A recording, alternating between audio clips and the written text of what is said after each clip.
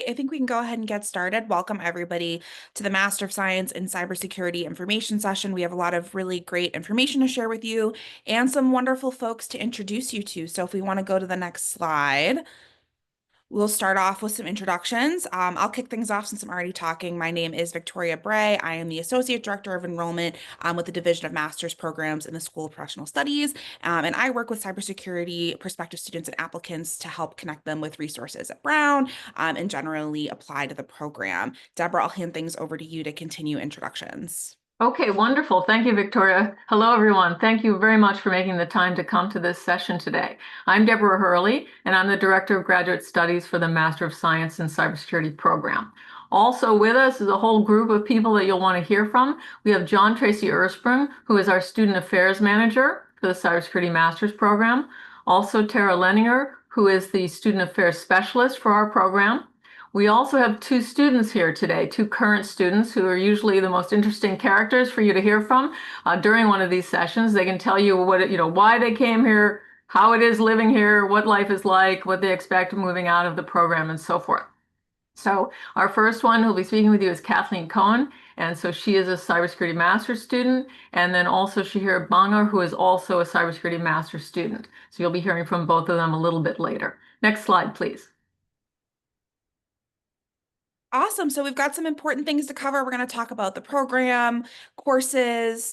We'll talk about application requirements, dates, deadlines, things like that. We're going to answer questions throughout the session, as well as we'll have a dedicated time at the end of the information session for Q&A. We're going to use the Q&A function on your Zoom toolbar to collect those questions. So please submit them there. We also might share some important information over the chat, links, things like that, email addresses.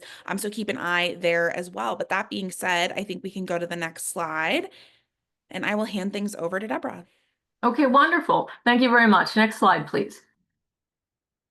So your first question might be, why should I study cybersecurity at Brown University? There are other cybersecurity master's programs out there, so why should you come here with us?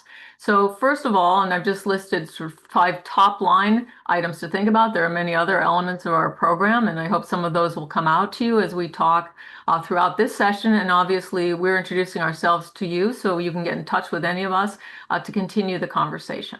So first of all, our program is distinguished by its flexibility. We have 2 formats. You can do the entire master's program fully online, and we have a long history of students doing that. And you can also do it on campus if you wish. So you have 2 formats that you can choose, and people have different reasons and rationales for wanting one over the other. There are 2 tracks within our program. So we have a computer science track, which is a more technical track, and a policy track. So you can choose which track that you prefer, given your background and the kinds of work that you want to do in the future. And we also have 2 enrollment cycles, both spring and fall. So for this year, we'll have students entering in spring of 2026. In fact, we opened admissions for spring of 2026 on July 15th, a little over a month ago. And so we have that, and then we also have enrollment in fall of 2026. So 2 enrollments per year. So again, that you can work it into your schedule, your working schedule, or whatever family schedule, whatever it is. And I will mention that the large majority of our master students are working full time. So our program is structured to accommodate that. We understand that, and that's been our arrangement of our program for about a decade. We also have a world-class faculty teaching our courses and conducting research. So they are Brown faculty, not someone brought in just for that course. They are integrated into Brown University, teach other graduate students, other undergraduates as well. And I won't go through all of their attributes because I don't have time, but we really have a stellar group. And we have also been working together, most of us, for about a decade. So we know each other well, we know the curriculum well, we know each other's courses well, and are used to working together to create a successful program. In terms of online and on-campus students, they are equal participants in our courses. So our courses are structured to accommodate both kinds of students and that they get a full educational experience, whether they're sitting in a classroom or doing the course in an asynchronous online environment. I myself actually have an advanced certificate in online teaching and pedagogy, so it's something that I know well and have done for a long time. even for about a decade before the pandemic. So, it's something that's well integrated. It's not a tack on to what we do or a Band-Aid. In terms of our curriculum, we absolutely have an interdisciplinary curriculum. In fact, I joke that that's one of my religions, interdisciplinarity. We are firmly convinced, not only myself, but my colleagues, that cybersecurity is an inherently interdisciplinary field, and that in order to do a good job in cybersecurity and securing information systems, that it's important to have an understanding across different domains or fields related to cybersecurity. So your coursework, and I'll go on about this a little bit later, you are learning about the technological or technical elements. You learn about cybersecurity from a legal perspective, a policy perspective, and a management perspective. As you'll see in a few minutes, there are certain required courses, and then there's a range of electives that you can take. So the required courses, we make sure in both the computer science track and the policy track take required courses, that those courses that you take, by the time you're done, you have that solid, thorough foundation across the cybersecurity domains. So those required courses, there's a technical course, a law and policy course, and a management course. And then finally, to mention in this highlighting here, we have very strong industry partnerships and an alumni network. You'll hear a little bit more about that later as well. But Brown's been around a long time. Our computer science department has been around for a long time and is very well known. So we have many, many graduates and industry contacts and also alumni all over the United States and all over the world. Next slide, please. All right. The program requires 8 courses for all students, which is standard for an American master's program. The program offers 2 tracks, each with its own core focus and different requirements. You will choose one of those tracks to apply to, and there will be different application requirements pertaining to that track. There is some overlap between the two, which allows you to build on a shared knowledge with your colleagues in the other track, regardless of which you apply to. The computer science track, as the name suggests, has a greater focus on computing, and there's a heavy emphasis on Brown's established catalog of technical courses. And we'll show you in a moment what that might look like. There are 3 required courses for the computer science track and 5 electives that you'll select. The policy track has a focus on cybersecurity from a management and law perspective. And this track has a greater emphasis on writing, but there is no programming knowledge required. Any programming that we need you to learn, we will teach you in the program. And the policy track has 4 required courses and 4 electives. Next slide, please. The program is designed for you to graduate in 4 semesters, taking 2 courses each semester, which is considered full-time student status. It is possible, with the permission of your advisor, to temporarily enroll on a part-time basis and take 1 course in a given semester.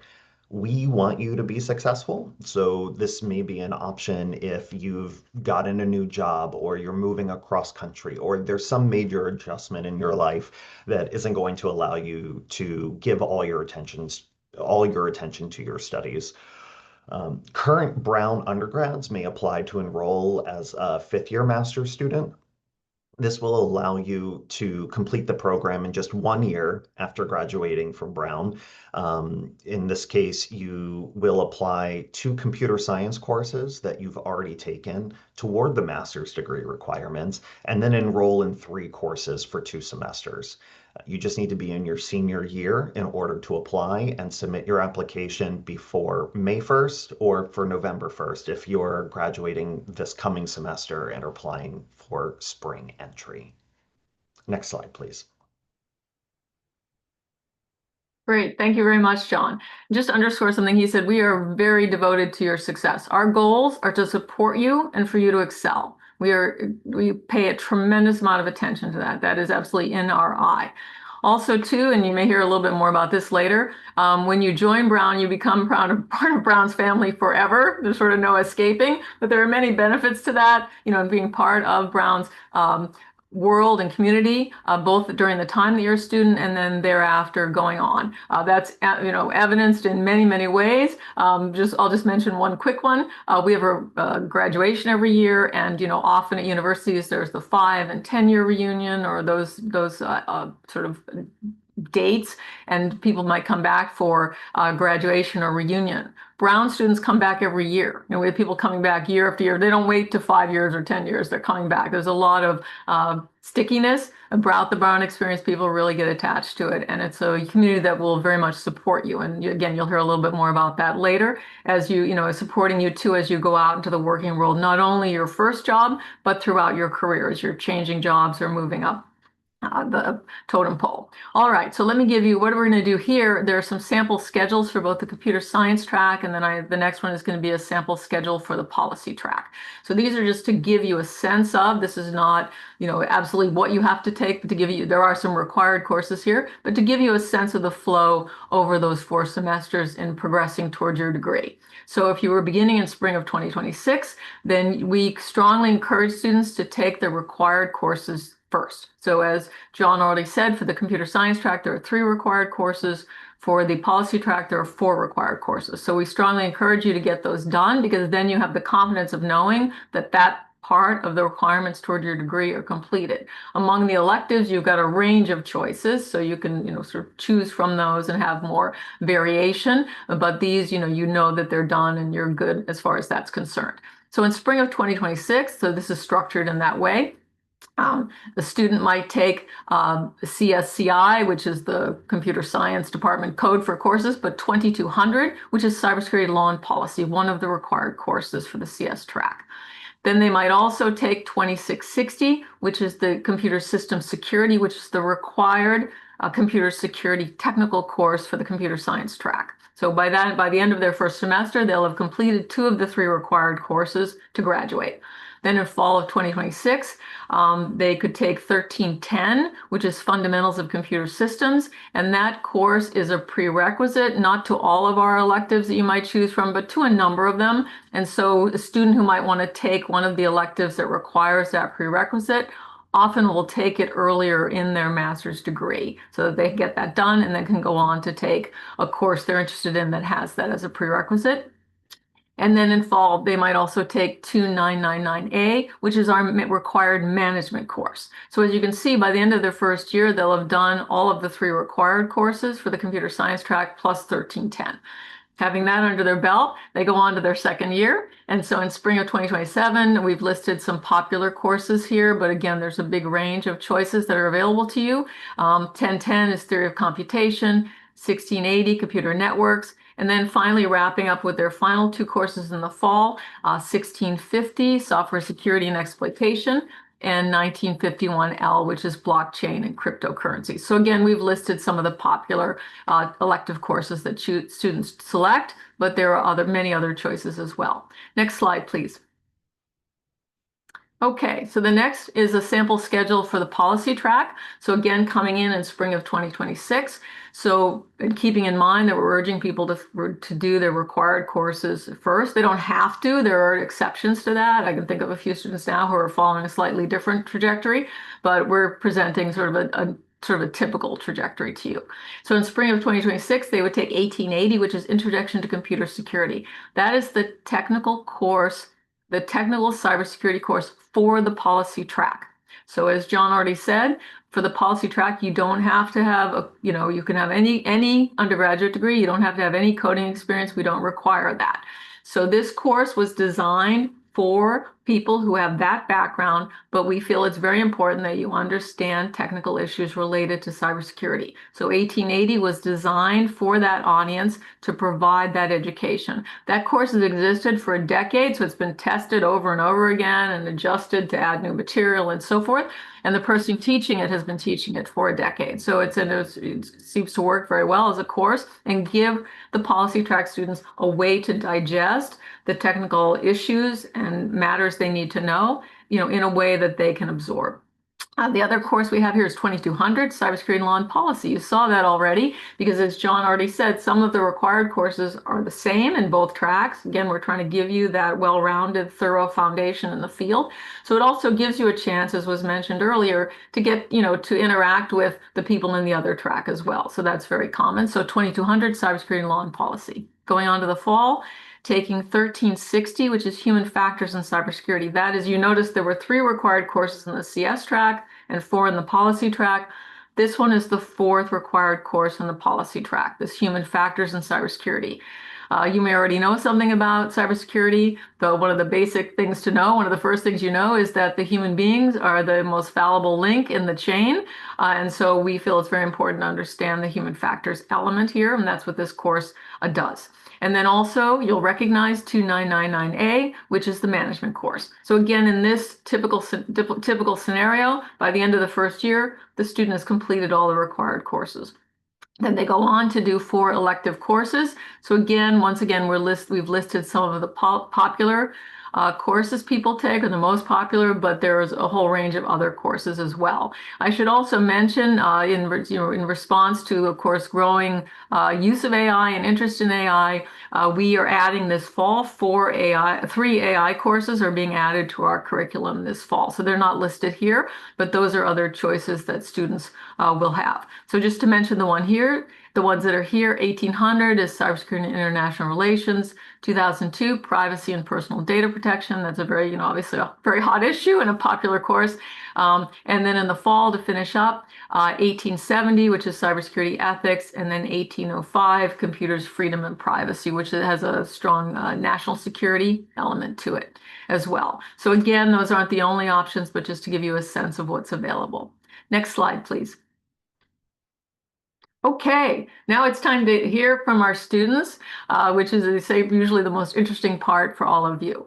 The first one who's going to speak with you is Kathleen Cohn. She'll tell you a little bit about herself and about her experience here at Brown. She was in the CS track, came into our program in the computer science track, and then based on, again, her needs and requirements and her future work, ideas and aspirations, she transferred into the policy track. So she has perspectives from both tracks. So especially during the question and answer period, she'll be available, and you may want to ask questions of her about both of those tracks. Kathleen, please. Thanks. Yep. So my name is Kathleen. I'm going into my 4th and hopefully final semester here in this program. So I also was a spring applicant. I did like that experience. It was very flexible in terms of I decided in the middle of the year that I wanted to go back to school, and Brown allowed me to do that. So I got my bachelor's in computer science. So I thought that applying to the computer science track would align with that. Also, at the time, my job, I was a penetration tester. So I had looked through some of the Brown coursework and I looked at the computer science track and I thought, okay, the software security and exploitation class is exactly what I want to take. This is my goal in life. Um, Once I started here at Brown, like everyone's been saying, I really loved the interdisciplinary approach that the program had. I'd say my favorite part of the entire program is just the reading that you get to do. This program has the best, most curated list of readings that I've ever seen. It doesn't ever feel like a chore. It feels like if I have a few minutes at the end of the day, I can do some readings. Come to class and have really interesting conversations with my classmates and professors about that kind of work. Um, and I would say, just in terms of going back and getting a master's degree, you can learn a lot by doing reading and research on your own, but there's something about the structure. It's very guided, and the camaraderie that you get in this program and in academia that you can't replicate just by reading some Medium articles at the end of the night. So I really loved that aspect of the program. And while I loved the challenging programming classes that I was getting to take, I realized that when I came home at the end of the day and I had to do some coursework, I would rather pick up my policy coursework than I would my computer science ones. So I had a conversation and I decided that I actually wanted to switch into the policy track. that process was very easy. Um, Again, the program is designed to support you and help you with whatever your ultimate ambitions are. So I said I started my job, I was a penetration tester, I was very hands-on. But as I was starting to learn more about my job and the context, I realized I wanted to do more on the requirements and contracting side of our work. So the policy classes that I was getting to take aligned with that perfectly. I would be studying for school one night and I would learn about Executive Order 14028 and I would go into work the next day and someone would have a question about it and I could immediately say, oh, I actually know about that. So things were working very well. So I switched over to the policy track. I'm really in love with it. I love all the classes that I get to take. All the readings and writing assignments never feel like a chore. Um, and I would say one thing about the program is I really love all of the people that I get to work with. The professors never feel like they're babysitting you or they're to get on your case about submitting assignments. They really want you to learn and absorb the material. They want you to understand the frameworks that they're teaching you, not just memorize them. The fellow students, I have to say, I'm a remote student. I'm taking classes from Southern California right now. I really wasn't expecting to get a sense of camaraderie by joining a remote school program. I thought that I would get to take my classwork, join Zoom calls, have an awkward little hello and goodbye at the end of class. Um, and my real sense of social life would come from people that I physically hang out with here on the other side of the country. That's not true. I've gotten to know classmates who are taking courses from all around the world. We email each other. We have little text threads. There's one group chat that if you come, you'll get added into. Um, but it's been really exciting to see. I've had questions about, do I want to go to law school? Do I want to go get a PhD? What do I want to do with my life? And I've gone to the Career Center and I've definitely gotten my money's worth asking Caitlin to help go over all of my resumes and applications and everything. I've gotten to talk to older students in the program and ask their perspective. Okay, what did you think about law school before you came into this program? I've gotten to talk to some of the younger students in the program um, and tell them my experience getting cybersecurity certifications and giving them advice. And it's kind of fun. I'll say, okay, if you take this Brown class, as soon as you're done with it, go take this exam and get this certification because those line up pretty well. So the sense of community that I gained in a remote program, I never would have thought of. I didn't think it was possible. I didn't think it was possible to, um, when it was said earlier that students in the remote and physical courses have the same expectations. I don't know how Brown pulls it off, but I truly feel like an equal part of the students that are on campus. I'm included in group projects. It's not this awkward thing. If you have a group project of just emails back and forth, it feels fun. It feels like a way to get to know people. So I don't want to take up too much time, but I would say that the program has been a really fun way, very supportive to get to learn more about a field that I love and get to do it with other people that are passionate. Kathleen, thank you so very much. That was really informative. Can I ask you one more question? If you could give the people on the session with us today, just one piece of advice, what would it be? I'd say if you're on the fence about the program, just do it. The next 2 or however long it takes you to do the program, years of your life are gonna pass by anyway. And this doesn't feel like a burden at the end of the day, and it's not designed to. They're very flexible in terms of if the computer science classes are starting to feel like a burden and you feel a little bit more passionate about the policy ones, they let you switch. So I said to someone this weekend that this feels like a fun little hobby of mine that I get to come on and do classes. So just go for it. If you're having issues while you're in the program, everyone here is very flexible. No one here is out to get you. So apply for the program and come join us because it's a hoot. Okay, good. Thank you. All right, great. Thank you very much, Kathleen. Next, please. Next slide. Okay, now you're going to hear from Shahir Bangar, who is also one of our Master of Science in Cybersecurity students, and he is in the policy track, and he's going to talk to you about his experiences. Shahir, please. Thank you, Professor Hurley. Can everyone hear me okay? Awesome, sounds good. So, hey everyone, my name is Shahir, and I have been within the security space for, I guess, the past few years. I'm currently a cybersecurity engineer at Chevron. Funny enough, I'm actually moving to Northern California for a new opportunity in less than 5 days. So if anyone is in the San Francisco Bay Area and would love to connect and talk more about Brown or the program, more than happy. Coffee's on me. That's one thing that I usually like to do with my coffee chats. I'll buy the coffee and then we can just have a great conversation. But for me specifically, why I chose to get my master's in cybersecurity, it was a mix. For me, it was logical, the next step in my career in deepening my expertise. I had already been working in security, but I wanted to go a step further beyond the day-to-day technical work and develop a broader understanding of, governance, risk, strategy, all which came from the policy track, which really just spoke out to me even more. But what really drew me to Brown was that the program, as you guys have seen, there's a nice balance between the computer science track and the policy track, where they balance that technical depth and they have that strategic perspective with classes such as the data protection and privacy class, the cybersecurity law and policy class, where you can really learn so much more rather than just focusing on like those couple of tools that you guys typically use in your day to day if you're already working in security.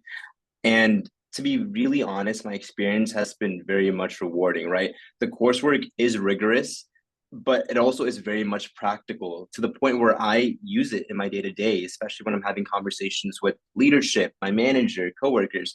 There are concepts that I take away from my courses that I mentioned to them. Also, they do ask me that, hey, what are you learning? And it gives me the opportunity to kind of talk more about risk, privacy. It's good conversations that I'm able to ensue as a result of these courses that I'm learning from, right?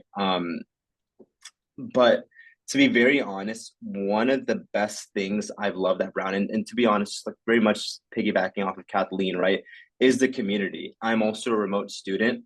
I work out of Houston, Texas, right? Future, we'll be working from the Bay, so I'll be logging in earlier for classes, which it's not really a big deal for me because the faculty, such as Professor Hurley, already make the course timings very much accessible for working full-time students, such as myself, who are kind of balancing and frankly always trying to figure out how am I going to be a full-time student at for my master's program and also balance my full-time job. And it is very much doable, right? It's just efficient time management for me. Usually after work, I'll just go to a coffee shop and just knock out those lectures and assignments. And honestly, I think what really gets me going is, as Kathleen mentioned, right? I enjoy the topics that we're learning. I enjoy the discussions that we're having on Canvas or even on Zoom when we have those meetings, right?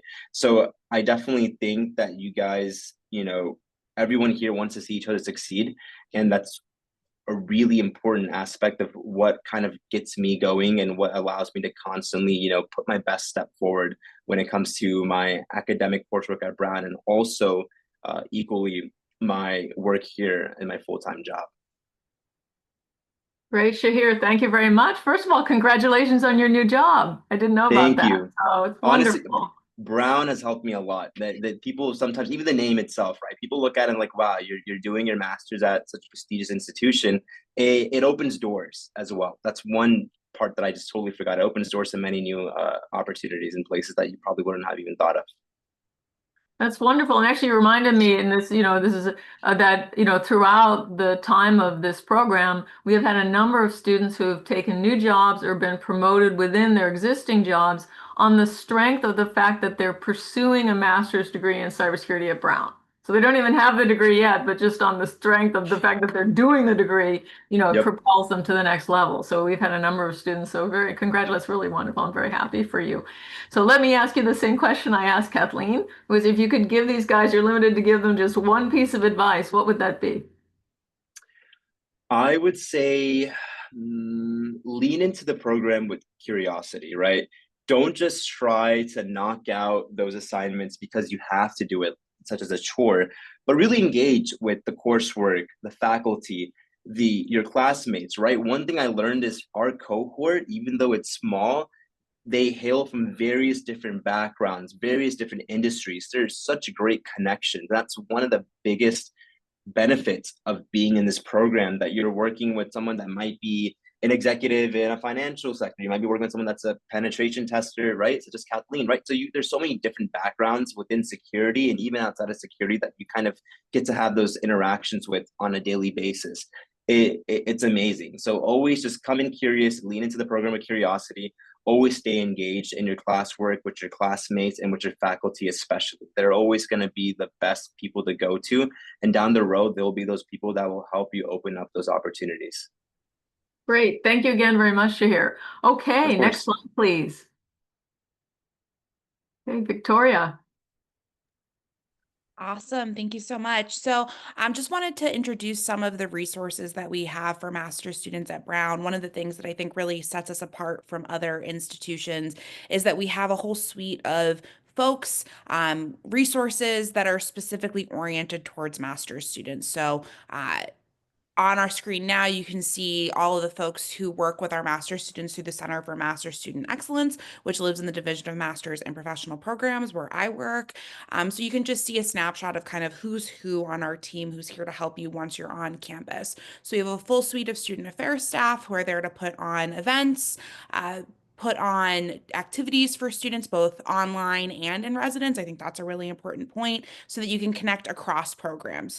Your program will do a really great job connecting you with folks in your cohort, in the classroom, things like that. We really want to make sure that you're able to connect with folks across Brown, network, do that kind of a thing. And then we have our career services staff as well, who are there to help you with your career search. We understand that as master's students, we don't have you for quite as long as we do an undergraduate student or a PhD student. So it's really important for you to be able to hit the ground running with career preparation. And our staff are there to help you with that. We have a dedicated career counselor for our STEM students as well. So that's just an important note about the resources that we have to offer all of our master's students. If there's any questions about this later on in the fall, we'll be hosting a couple of sessions specifically with the Center for Master's Student Excellence staff to really outline those resources and how you can engage with them once you're at Brown. So we can go to the next slide. I'll hand things over to John.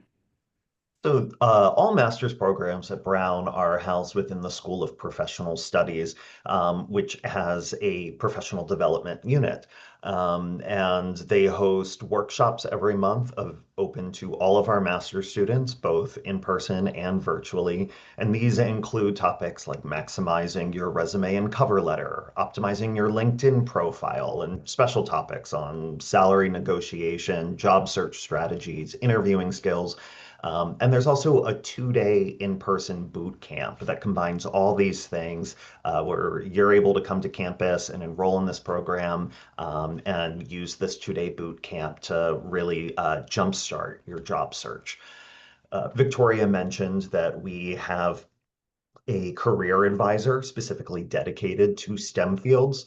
And as a master's student, you are able to set up individual coaching sessions with them where you can learn about finding the jobs best suited to your skills. And I believe Kathleen mentioned that she's availed herself of this resource. You can also use them to do a mock interview where if you're applying for a specific position, they will tailor a mock interview to include questions that you can likely expect to be asked when applying for that position. Um, we also have a employment and networking site devoted to master's students, which at any time holds hundreds of recruiting opportunities, including internships. And outside of the School of Professional Studies offerings, Brown has its separate Center for Career Exploration that's open to undergrad and master's students, widening your access to career resources. They host alumni panels and career fairs and have industry speakers. And also, as a Brown alum, you will have lifelong access to Handshake for internship and job opportunities. As Deborah said earlier, once you come to Brown, you're with us for life. And so there is that lifelong benefit of Brown's alumni network. We have a dedicated alumni networking panel, which allows you to find alums in your field and even at specific companies. So if you're applying for a position with a specific organization, you can find other alums who work there and reach out to them to learn more about the culture, to get advice. Um, and this is also where our alums post jobs specifically to recruit other Brown alumni. Um, Finally, but this is just the tip of the iceberg of things that Brown offers you as a student. But outside of the master's program division, Brown also has a formal mentoring network of alumni and graduate students where you can get paired with an alum or a current senior graduate student. And we have career-specific advisors available to all students in all fields. Next slide, please. Awesome. Thank you so much, John. So I've got some more information about the application process and requirements if we want to go to the next slide. So here's an outline of the application requirements that you need to submit in order to be considered for the program. An important note here is in order for us to consider your application needs to be complete. And I know that that can students have questions about letters of recommendation, whether or not we need 3 for an external applicant not affiliated with Brown University. And the answer is for your application to be complete, you do need all of these components that are required. So first is your transcripts. We want to make sure that you're submitting transcripts from anywhere that you've attended after secondary school or high school so that we can get a full picture of your academic record, including any prerequisite coursework that you satisfied in your undergraduate experience. That's important for us to be able to review your application. So I always recommend that if you're submitting a transcript, take a look at it first. We do accept unofficial transcripts as a part of your application. So just take a look at your transcript and make sure that any prerequisite requirements that you're fulfilling are really clearly stated. Any transfer credits that you might have gotten are included along with the grades on those transcripts so that we can get a full picture of your academic history. Your CV, your resume, that's going to be important for us to get an understanding of not just your professional experience, but also any publications that you've had, research experience, really anything that you've done professionally or academically while you were in undergraduate school or as a professional are going to be important for us to look at. Your personal statement really gives us a picture of you as an applicant, what you're interested in doing with your cybersecurity degree. For us, it's really important also that you treat this as a writing sample. Everything that you are submitting should be a polished document. Really, it's the only opportunity that we have to hear from you directly. So it should be reflective of your writing skills, your communication skills in the classroom. So spend time with it. It's really important that we're getting a sense of why you're interested in Brown's cybersecurity program in particular, your goals as they pertain to the program, and any skills that you want to develop as a part of our master's program. So keep that in mind. Similarly, for your letters of recommendation, you want to select folks who are going to recommend you specifically, not just sort of generally, this person got an A in my class, they were in the top 10% of my class. Really try to choose folks who are going to be able to speak to you as a member of the classroom community, a member of a research community. They can talk about the work that you've done, both in groups and individually, your interest in a master's program, and how successful they think you'll be in a master's program. You can also submit, of course, professional letters of recommendation, but similarly, I'd encourage you to choose letters of recommendation from folks who can speak to you highly and speak to you specifically. So, how does your professional experience align with your goals as they pertain to the cybersecurity master's program? We will charge an application fee that'll be on the screen when you go to submit your application. We're going to require students who do not speak English as their native language and who do not have a degree from an institution where the language of instruction is English to submit either the TOEFL or the IELTS. And then we will not require the GRE as a part of your application, just as a heads up, since I know that's a really common question. Now, Deborah, I want to invite you to talk a little bit more since you're deeply embedded in the admission committee about the application process. Right. Thank you, Victoria. I just want to speak briefly about the personal statement and the letters of recommendation. So we read these applications very closely. We give them a lot of time and attention. So anytime you have a place in the application where you can speak to us in your own words, take full advantage of it.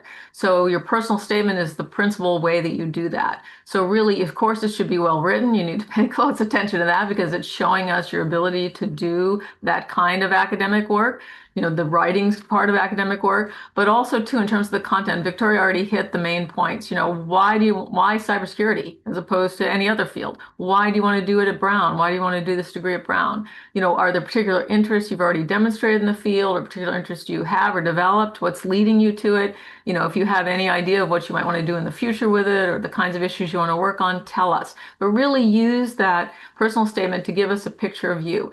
Anywhere else in the application, and there aren't many, where you can state something, in your own words, take advantage of it. For example, in the application, there's a question, what do you think is the most important issue in cybersecurity today? So you're only allowed to write a short paragraph, but take advantage of that. Don't just list ransomware and move on, right? Take advantage of it and write about kind of what you think it is, why you think it's the most important. Give us some content there. You don't have to have a lot of length, but you need to have substantive content that's showing us about you and what you know and what your passions are. In terms of the letters of recommendation, again, we read them very closely. You must have 3. If you're within 5 years of graduation, then you have to have at least 2 that are from an academic, so one of your professors, and then 1 professional. If you're beyond 5 years from graduation, you can have 1 academic and 2 professional, so it flips, it shifts a little bit. But I want to talk more, and those are more mechanical questions, which are in the materials you have, the written materials, or you can ask us. But I want to talk about the content of your letter of recommendation. Again, to underscore what Victoria said. And I'm telling you all, we want you to be successful. We want to review your application and say, this looks great. This is someone we want to admit. So I'm trying to give you the magical keys here, the secret ingredients that we need to be seeing. So in terms of the letter of recommendation, again, as Victoria said, it should be about you personally. I had this student, this is what they did. They took this course with me, they got the following, grade, or they did this project and they did particularly well. They had this unusual insight, etc. Then they went on to do this additional research with me, whatever it is. Give us a lot of, it should be about you and a lot of detail about you, how you stand out, how you're particular, how you did your, role in the class or with your peers and so forth. Really give us, and the reason I'm saying this to you, you're not writing your letter of recommendation. So in some cases, you may have to educate your recommender. So there's the first hurdle, ask them to write a letter of recommendation. Once they say yes, then going and educating them a little bit about, what Brown's requirements are, which are not unusual, but what we're looking for in a successful letter of recommendation. So it doesn't again have to be super lengthy, but it needs to be particular to you and tell us why you should be admitted to Brown University. Now, the last thing I want to mention on this is what I'm describing I write, it's a cottage industry for professors. We write tons of letters of recommendation. So I do this all the time. So, we're right. So what I'm describing to you is a very typical, what kind of the parameters of an American letter of recommendation or what an American university expects to see. Now, in some part and in other parts of the world, it's the same or very similar. But in some parts of the world, it's not the same. And it puts those applicants at a disadvantage. And that's why I want to speak about this. So we've received some letters of recommendation from a professor that someone took a course with is a student who's outside the United States, who went to university outside the United States. And the letter of recommendation will be a short paragraph, 2 or 3 or 4 sentences saying, yes, I knew this student, he took my course, he was a great student, I advise you to admit him. That counts, I'm just trying to be frank here, as almost 0, right? In terms of, yes, there's a letter of recommendation, we can tick the box, it's 1 of 3, but in terms of the content, it's doing nothing for you. So what I've learned in looking at these is it's the job of the applicant, then you need to educate that recommender, who obviously from the letters we see has a lot of goodwill toward you, but into what we're looking for. So please, keep that in mind. Thank you, Victoria, for letting me speak about this for a few minutes. Thank you, Deborah. And actually, there's a couple questions I think that are relevant in the chat to this slide. One of which is, do you need a prior background in cybersecurity in order to be accepted into the program? Not in the least, not in the least. So in neither track, you don't need a particular background in cybersecurity, not in the least. And then work experience. Is work experience required to be accepted into the program? How do you guys view work experience? Yeah, and that also not in the least. So our demographics of our program from the beginning, we have a very wide demographic range. And that means, and also not only age-wise, but in terms of their career experience. So we have students who have just graduated, They graduate in May, for example, and they start our master's program in September. So, they're right out of university, all the way through to students in our program who have been in their late 50s or early 60s. So they're senior executives, all the ones I can think of that we've had, and they've decided for their various reasons, they might be in financial services or whatever it is, that getting a master's degree in cybersecurity would be useful to them, and everything in between. So we have a big range of people who, from very different age groups and very different levels of experience. So, and so it doesn't really matter at all. And then one last one about for, a student who's in that circumstance, somebody who's been out of college for 10, 15 years, do they need to submit academic letters of recommendation or can they submit all professional letters of recommendation? You're asking me a trick question. I'm not sure. It says on our page what the requirement is. Do you know, Victoria? Can they submit, do they have to do one academic letter and then two, or can they do all professional? I can grab the link from the program finder Okay. page which outlines the letter of recommendation requirement. Right. And I will drop that link into the chat for everybody so they can visit the page. Okay. But again, that's if you're, that many years out and, and you really don't have, and that's not unusual, right? You haven't retained relationships with your professors. So that's, again, not unusual. Then tell us, if there's something that needs to be explained, tell us. I'm submitting, and you can put that, I'm submitting 3 professional, here's the reason why. Or, for example, if you've been out working for 10 years and your university GPA is not that high, you're a little worried it's not that high, then deal with it directly. Tell us, at university, my GPA was, whatever it was a little lower than I hoped or expected. And here's why: I was working full time, or someone in my family was ill, I had to move back home, or whatever it is. Tell us. And then we'll also be looking at, especially someone who's out a number of years. I mean, someone coming right out of university, obviously the main thing we have to look at is their academic performance. But somebody who's, they've been in university and then they've been working for 5, 10, 15 years, whatever it is, they have that track record too. It's like, here's what you did in university. What have you been doing with yourself since that time? So we're really looking at that to see what you've made of that time. So the fact that your GPA may not be as high as you, want it to be or wanted it to be, don't let that deter you from applying, but you need to tell us then. In other words, be direct about things is my advice to you. Address it up front. Fantastic. Thank you. So I think we can go to the next slide and I'll cruise through these a little bit more quickly since we've already hit on a lot of these items. The personal statement we've discussed, really crucial in us not just getting to know you as an applicant, but also getting to know your communication skills, your writing skills. Really, you should stick to the word limits too. We want to see you writing within the parameters that we've given. So just keep that in mind as you're navigating the application. And then if we want to go to the next slide. We've got prerequisites for the computer science track that we want to make sure that you're highlighting in your application if you're applying specifically to the computer science track. So we want to see what you're seeing on the slide in your application, on your transcript, and then reflected throughout your application. So some undergraduate level coursework in computer science that covers programming. We want to see some math work, and then a degree in either the STEM or social sciences disciplines. And then if we want to go to the next slide. The policy track requirements are less sort of subject specific, and we just want to make sure that it's reflected in your application. Any like relevant academic, professional experiences in policy and cybersecurity would be great. But we also just want to make sure that, like we've been talking about sort of throughout the session, that those writing skills are up to par. So keep that in mind as well if you're applying into the policy track. So if we want to go to the next slide. As I said earlier, we don't require the GRE. However, for anybody who does not speak English as their native language and who did not complete or will not complete a degree from an institution where English is the sole language of instruction, we're going to require you to submit either the TOEFL or the IELTS to satisfy your English language proficiency requirement. We don't accept any other exams, only the TOEFL or the IELTS to satisfy that requirement. And then you can see our school code at the bottom of the screen.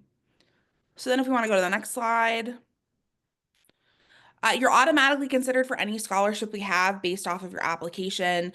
So as you're filling that out, you should feel comfortable that we're using your application in order to suss out any scholarships that you might be eligible for. We have a limited number of scholarships available. They're based off of merit, but you can see sort of how they're outlined 25% or 50% based off of the read of your application.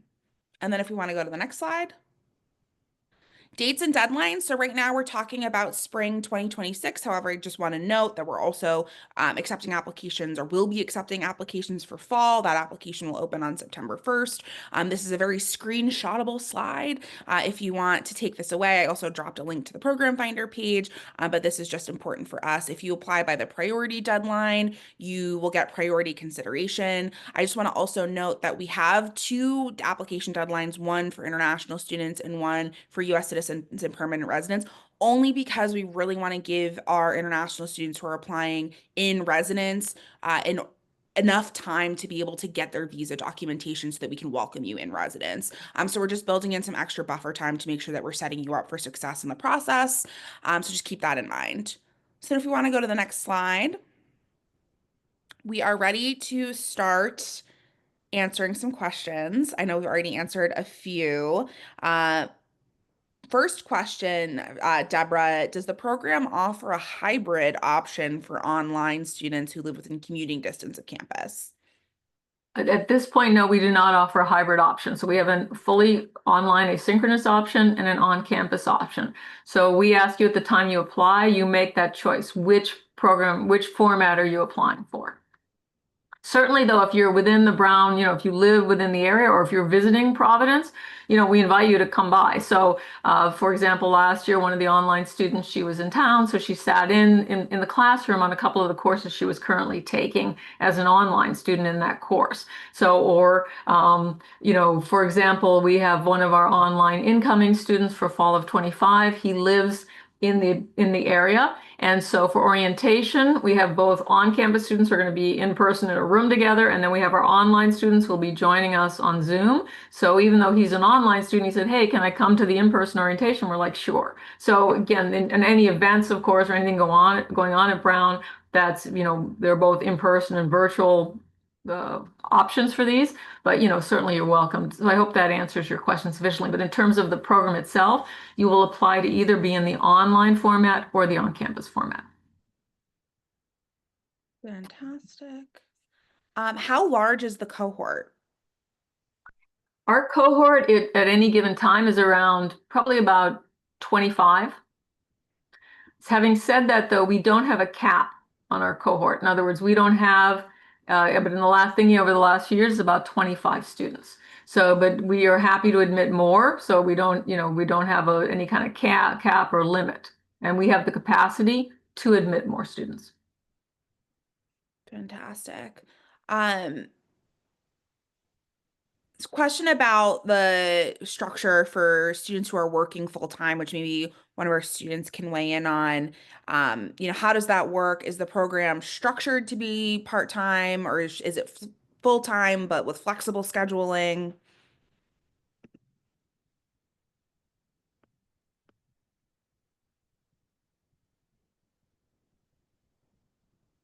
Kathleen or Shahir, do you want to comment on that?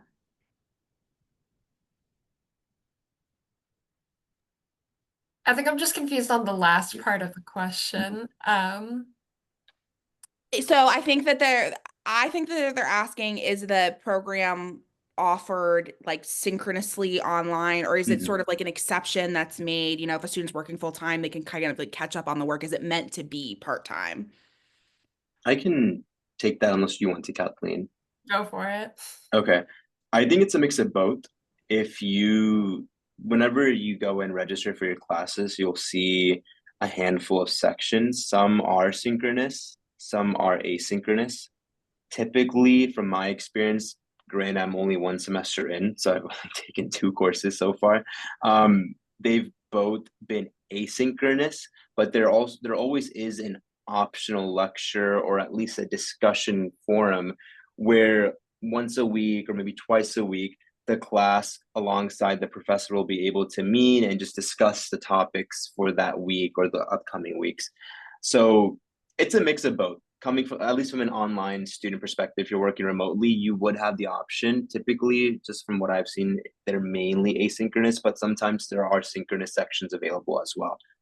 Right. Can I just add to that? So, anything that is a synchronous or asynchronous, session is recorded also. So you can come back later and watch that. So as I said earlier, someone said earlier, our program, the vast majority of our students, I think I said that actually, are working full time. And that's been the case always, from the beginning of our Master of Science in Cybersecurity program. So our program is structured with that in mind. And so the majority of our students are taking 2 courses a semester, which for master students, 2 courses is a full-time load. So most of them are taking 2 courses a semester. If, it is possible to take 1 course in a semester, we call that part-time, because full-time is 2 courses, half of that's part-time. And as John mentioned, if someone has, is having a baby, for example, or sometimes people are being called to active military service. So that semester before they actually are deployed, it's very busy, a lot of requirements. They might drop down and take 1 course in that semester and so forth. Or someone has a job where suddenly they're going to be on the road for 6 months nonstop. That's an unusual feature of their job, and so they'll, instead of taking 2, they'll take 1. So, and people will kind of go back and forth on that sometimes. They might take 2, then 1, then 1, then 2, 2, and finish up whatever it is. So there's flexibility in terms of that. But sort of the default structure is that that most people are working full time and they're taking 2 courses a semester. But there's give in that system. I hope I've made that clear. And also the last thing to say is this is an asynchronous online program. And as Shahir mentioned earlier, often if there are sort of weekly Zoom sessions or biweekly Zoom sessions, they're scheduled in the evening. Mine are. For example, I schedule them in the evening because most people are working full time. So that works out for them. Then another question for the policy track, do most applicants have entry-level security certifications like SSCP or Security Plus? What kinds of accomplishments or professional backgrounds are most common among policy track students?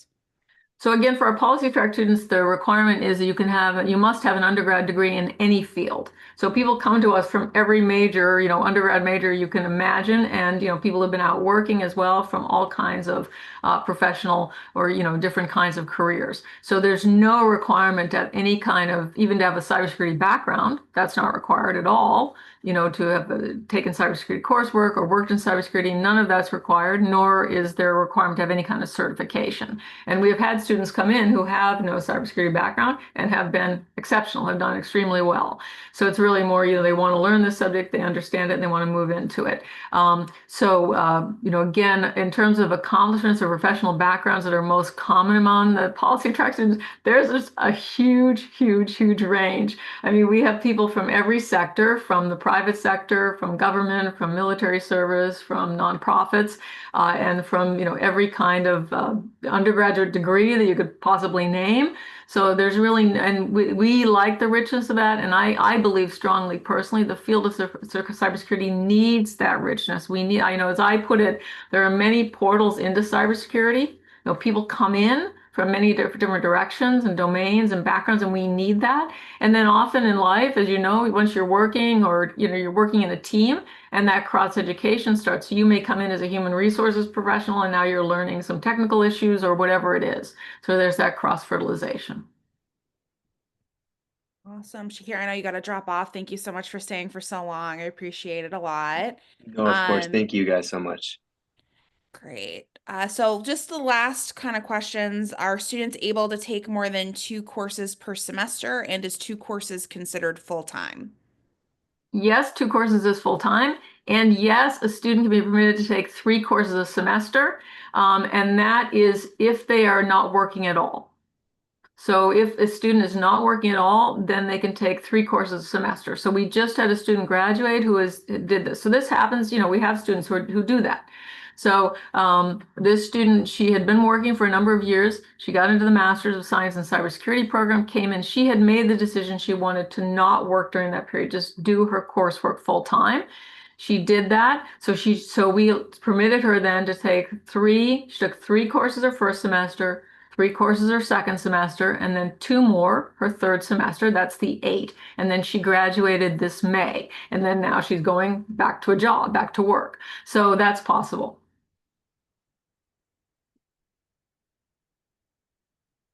All right, awesome. So it's right at 1 o'clock. So I think we're gonna have to drop off.